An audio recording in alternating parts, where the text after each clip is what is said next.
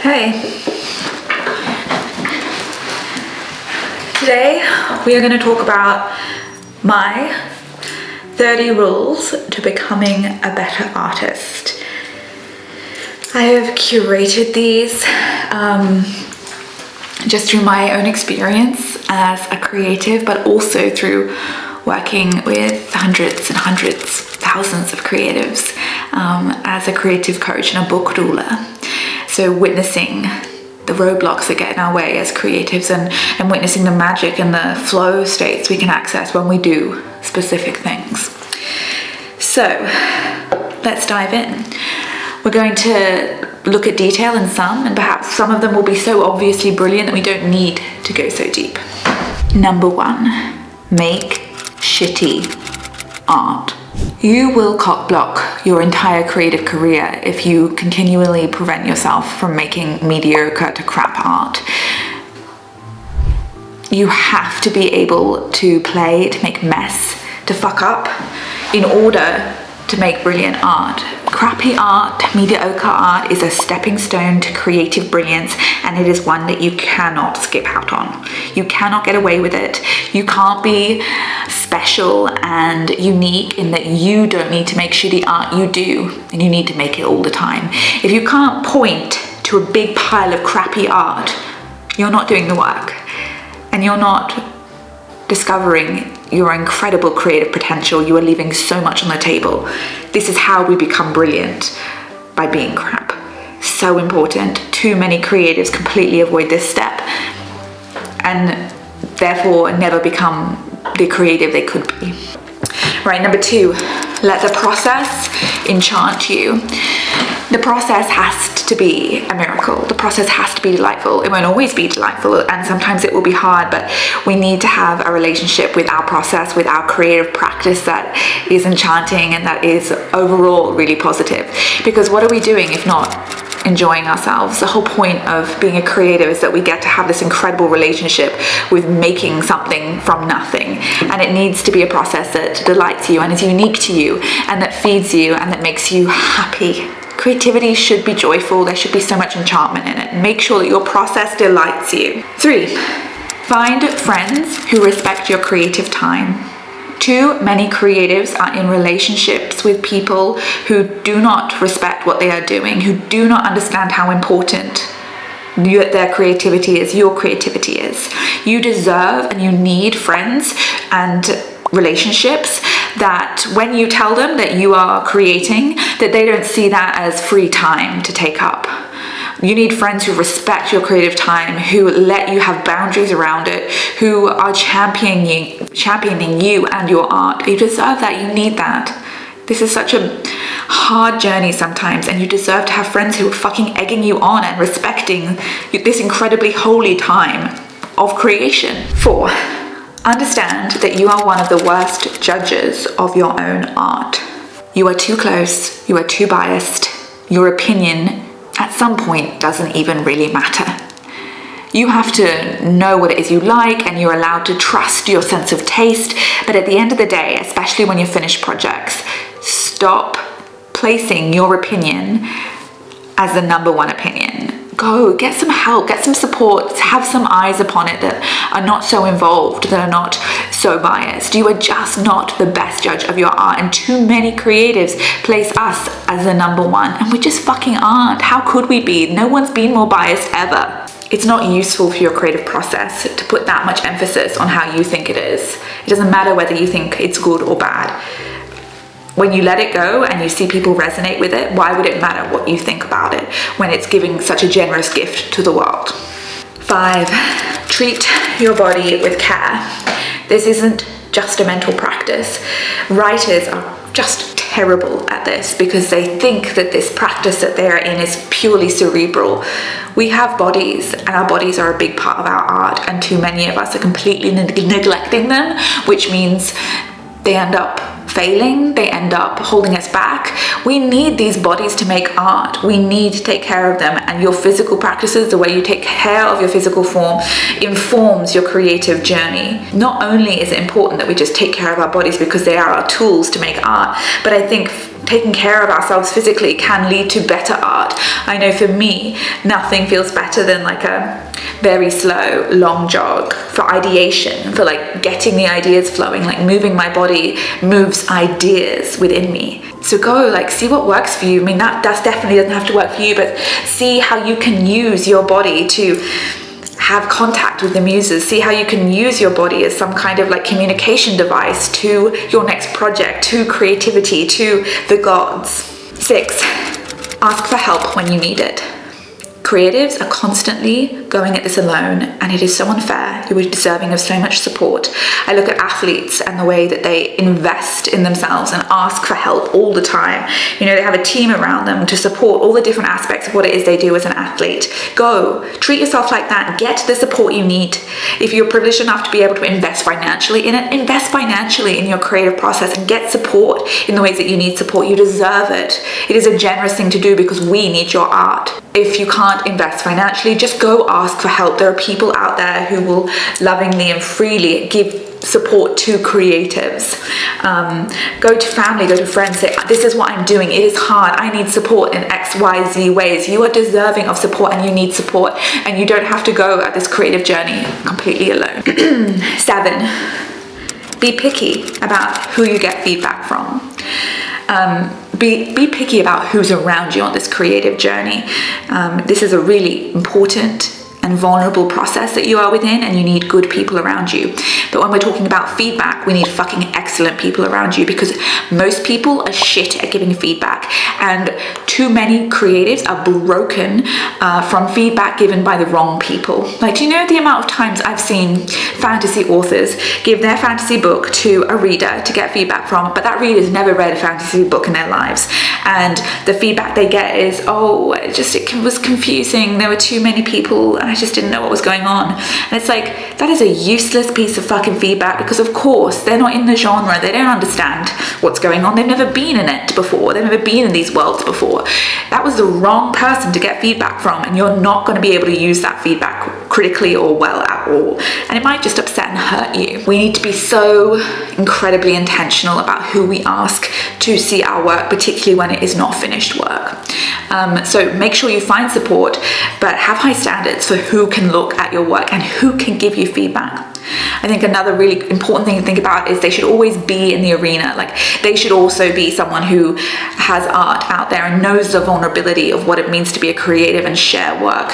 Because I think too often, for lack of a better word, muggles are giving us feedback, and they have no idea what it feels like to give something like such a raw and vulnerable part of your soul out into the world for feedback upon.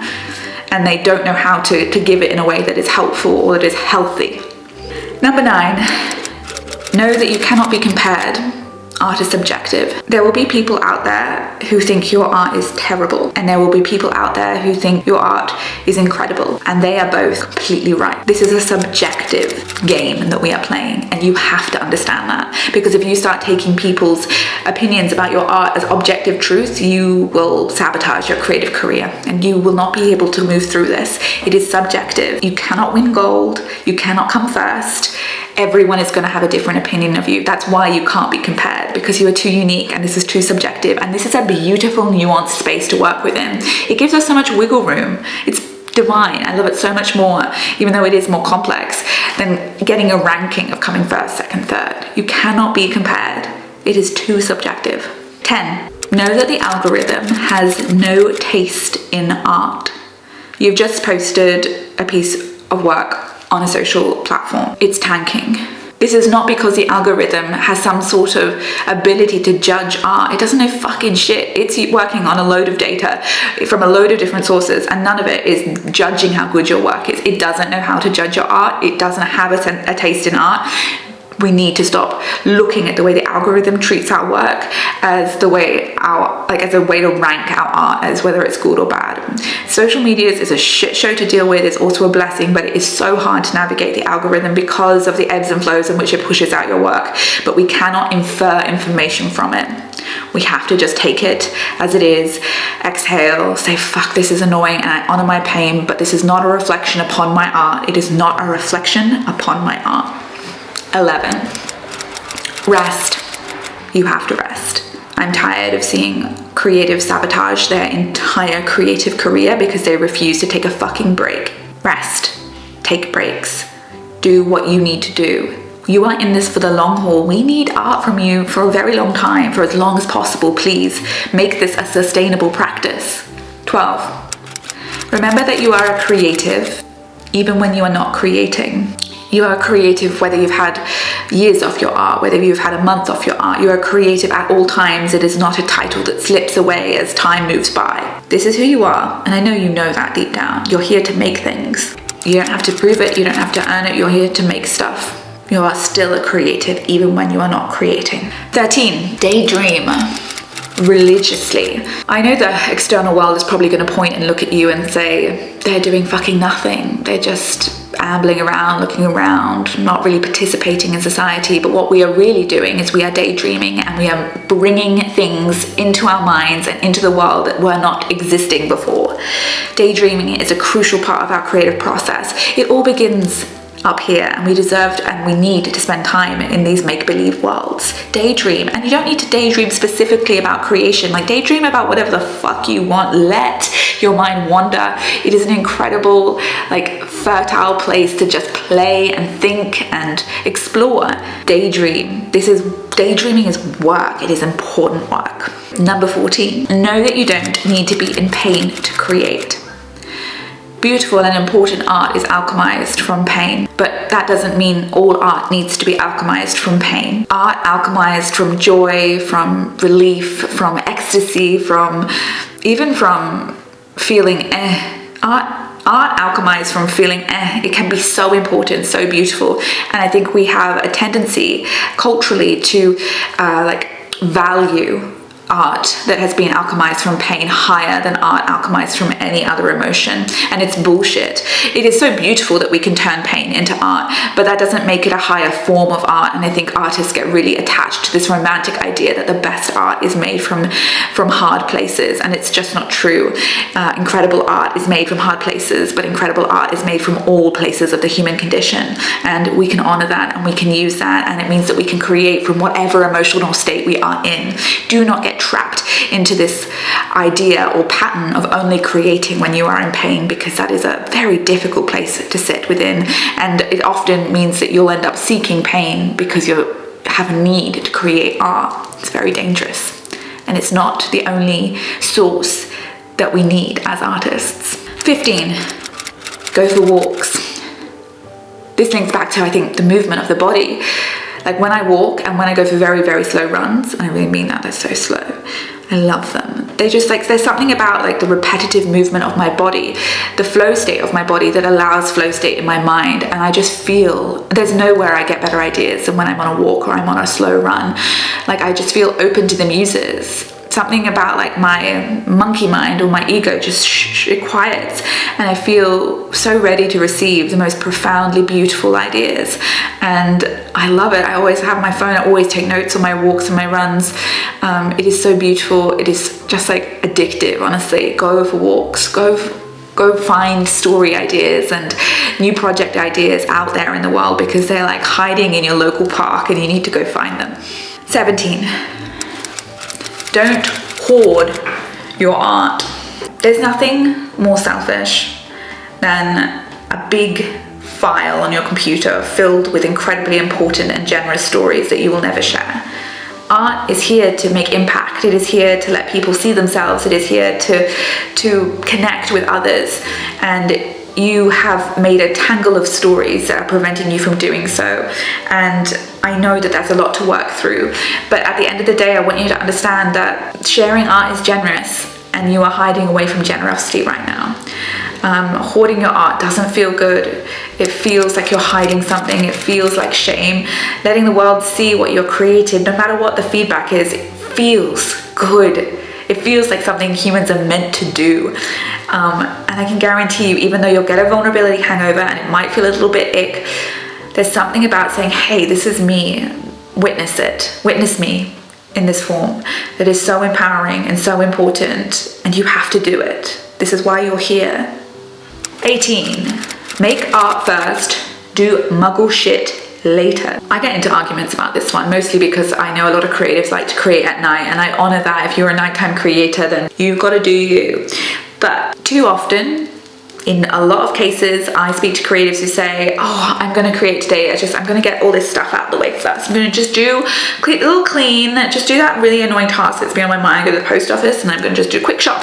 And then I'm going to feel really, really, really, really good. And then I'll just, like, my mind will be free to create. That muggle shit it always gets out of control. And the art is so frequently, more often than not, pushed away and not completed and not done, not even touched at all. And I know you know this pattern because nearly every creative does it.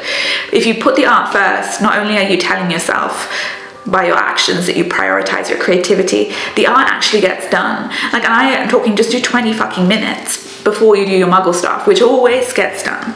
It always eventually gets done because it has to get done. But put that art first. It's a very powerful mechanism. If you can get up a little bit earlier, if you can secure that time in the morning, prioritize art over the mundane. 19, let yourself be seen. Let your art be seen. So this is very closely linked with stop hoarding your art. I want to see you. And I think you want to be seen too, even though there's a lot of fear around it, a lot of fear of being misunderstood, of being misinterpreted. I think one of our basic needs as humans is to be witnessed and to be seen and to be understood. But you have to let us see you in order for any of that to happen. Let yourself be seen in whatever way feels good right now. 20, know that your pace of creating is perfect. As you may or may not know, though I'm pretty sure you know, we live in a world that is obsessed with productivity and obsessed with the idea that the fastest pace is the best pace. And I want you to know that creating is an incredibly nuanced, complex process that is entirely unique to you, and you will have your own very unique pace. Just as your running has a unique pace. Like, you run a certain speed, they run a certain speed. You create in a certain way, they create in a certain way. Honor your pace. Your pace is your pace. It is holy and divine. Stop being angry at it if it's slower.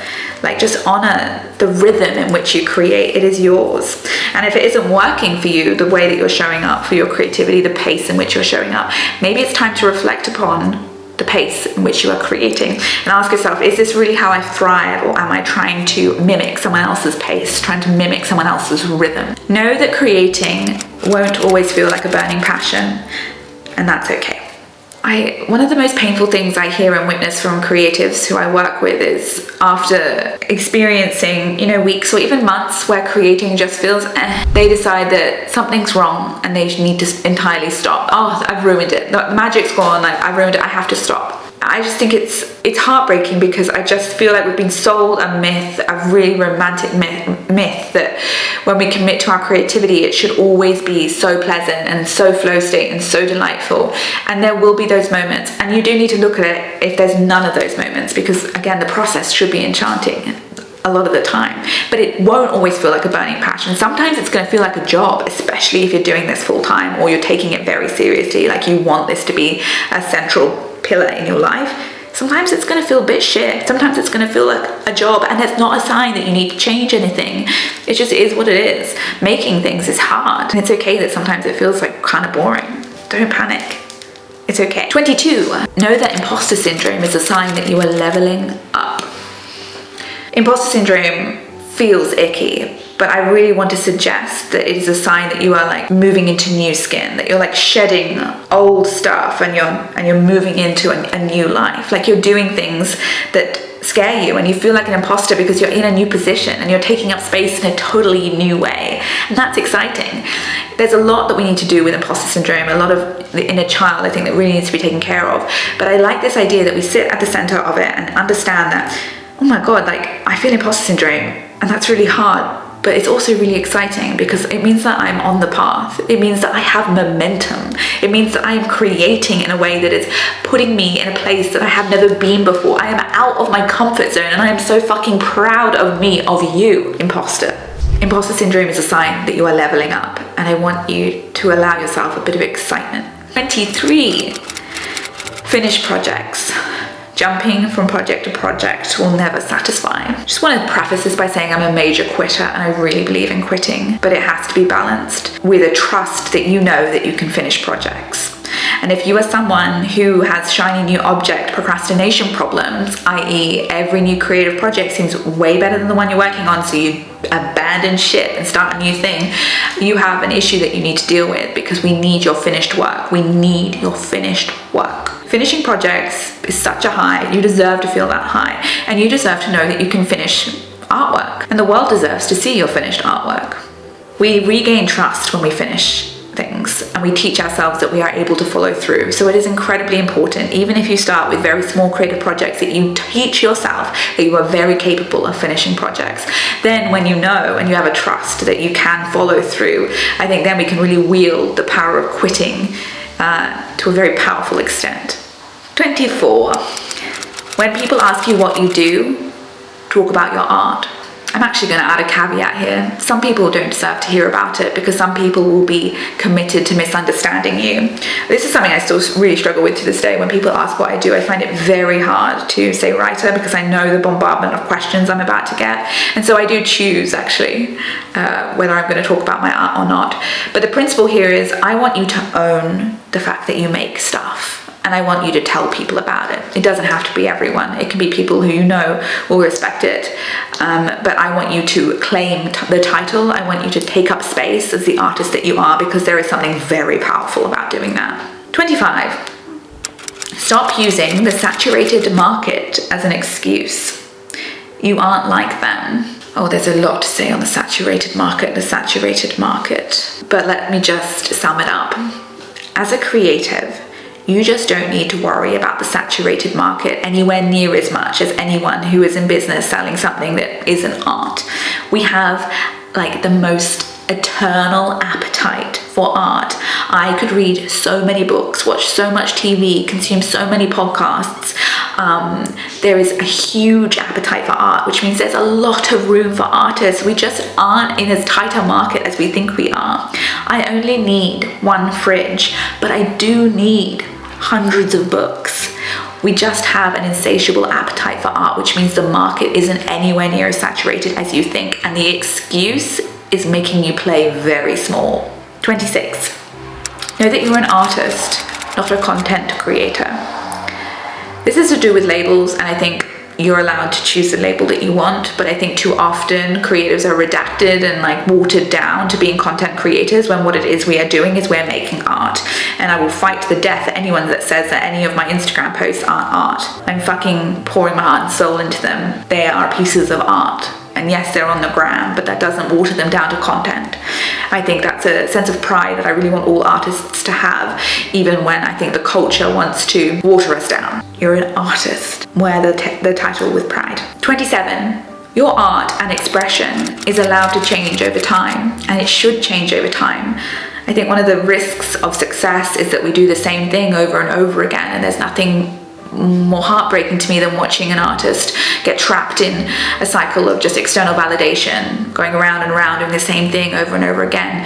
We are going to change what we want to create. We're going to evolve as humans, and therefore our art will evolve, and we need to let ourselves move and follow curiosity and follow our growth. I think it can be very hard, especially for artists who want to sell their art, to change genre or change tact, but you have to let yourself, this is a part of the journey. And pivoting is hard, but it's much less hard than squashing a creative inkling that is growing within you. Honor all your creative intuition, follow it, be curious about it, change. It's so important. 28. Say no to projects that don't resonate. Saying no and quitting, to me, both of those things are so powerful. Creatives are so often told that we have to get everything that we can. You know, oh my God, it's such a fucking rough world out there. You have to say yes to every project. You have to take every scrap of money that you can get. And it makes us so powerless, this narrative. It makes us seem like beggars. Like, we have no power when we participate in this story. You can say no. You should say no. You're the creator. And when you don't resonate with a project and you have the ability to, say no. Reclaim the power. You have precious resources that you need to protect. Take yourself seriously and respect yourself. 29. Use and own the title. Creator, artist, author, photographer, dancer, actor. Claim the title. You have to claim the title. So many people wince around using names for themselves. Oh, do I qualify? Oh, I've only half written a book. Do you really think I can call myself author? Do you really think I can do... it's yours. Claim it. And you have to take it for yourself. Don't let anyone give it to you. Don't wait for anyone to give it to you. Take it, because you'll be fucking surprised how you show up after you've put that crown on your head. It will change the way you act. It's such a powerful thing to do. 30. Market your art. I'm sorry, but you have to sell it. You don't have to sell all of it, and if you really don't want to, you don't have to, but if you have an inkling that you want to connect with other people out there, then fucking sell your art. It is so generous. Talk about it. It is generous to sell your art. It is not annoying. It is not inconvenient. It is generous. You have something to give the world. You have a creation that's going to make other people's lives better. Stop hoarding it for yourself. Sell it, then make more. Sell them. Let your art impact other people. Let it delight them. You deserve money for your art. 30 short rules for leading a more abundant and delightful creative life. Let me know what you think. Let me know if you disagree with any of them. I'm always up for a big discussion. They were obviously short rules, so there was a lot more conversation that was needed to be had about all of them. Let me know which ones your favorite were. There's so many more I could have put on there. I'll probably do an updated version at some point, because I feel like every day I create, I learn more lessons. I love you. Please keep creating. We need your art. I'm taking you very, very seriously, even if no one else is at the moment, okay?